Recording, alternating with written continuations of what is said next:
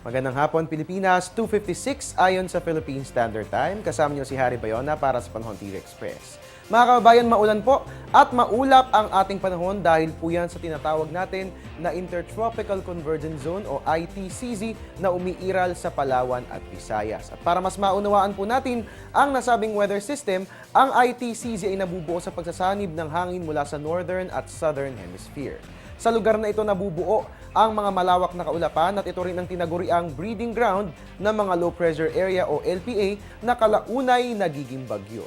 At mga kabayan, speaking of the said weather system, mahalagang malaman kung patuloy po ito makaaapekto sa ating bansa at patuloy ito magdadala ng maulap at maulang panahon. Silipin po natin yan sa pamamagitan ng 3-day weather forecast ng Pag-asa. Unahin po natin sa Baguio, magiging maulan ang ating panahon bukas. Pero huwag po kayong mag-alala dahil pagsapit natin ng Saturday and Sunday, magiging maganda na ang ating panahon. Dito naman po sa atin sa Metro Manila, partly cloudy skies po ang ating mararanasan bukas at sa Sabado. Pero paghandaan po natin ang araw ng Linggo dahil magiging maulan naman po dyan. Sa Metro Cebu naman po, magiging maganda ang ating panahon bukas at mararanasan po natin yan hanggang sa weekend. Sa Metro Davao naman po, rain showers or thunderstorms ang ating mararanasan bukas at sa Sabado. Pero huwag po kayong mag-alala dahil pagsapit ng Linggo ay gaganda ng muli ang lagay ng ating panahon. At bilang panguli sa Zamboanga, generally speaking, partly cloudy skies ang ating mararanasan for the next 3 days. Kaya nga lamang mga kababayan, paghandaan po natin ang araw ng Sabado dahil magiging maulap at maulan sa araw na yan. Dalhin po natin ang ating mga payong. At yan nga po ang 3-day weather forecast natin sa atin ng Pag-asa. Magbabalik po ang ating ulat panahon makalipas sang isang paalala. Teng, ang package.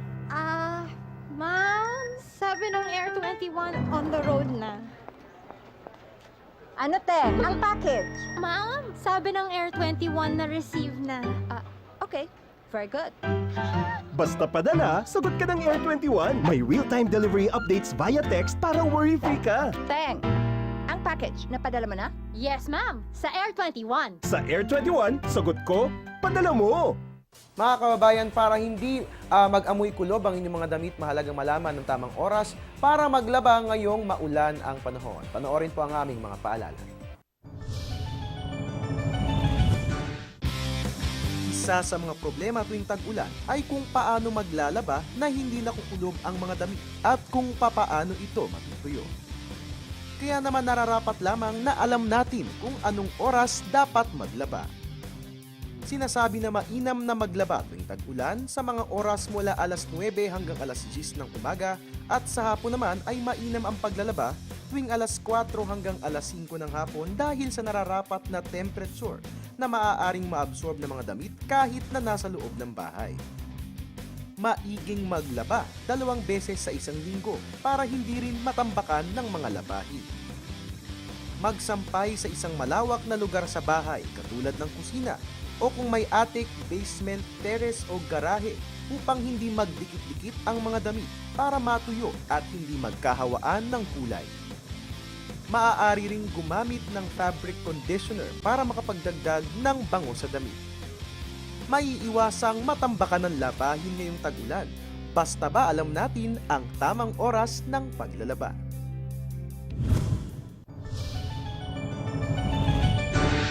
Ang programang ito ay hatid sa inyo ng Air 21. Sagot ko, padala mo!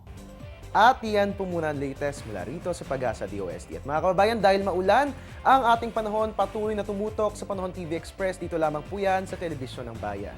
Live ang inyong weatherman, Harry Bayona. Magandang hapon.